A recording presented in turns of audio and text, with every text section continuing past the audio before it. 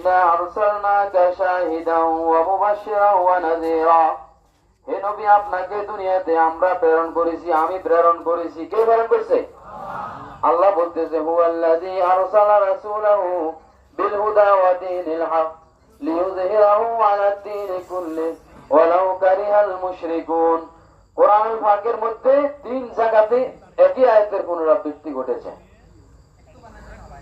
আমি আপনাকে দুনিয়াতে প্রেরণ করেছি, তার মানে আপনাদেরকে আমাদেরকে যদি জিজ্ঞাসা করা হয়, ভাই আপনি ওমানে কেন আসছেন, আপনার উত্তর কি হবে?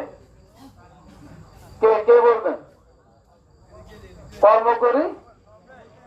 এটা না মূল কথা, এটা না, এটা বলেন না সবাই।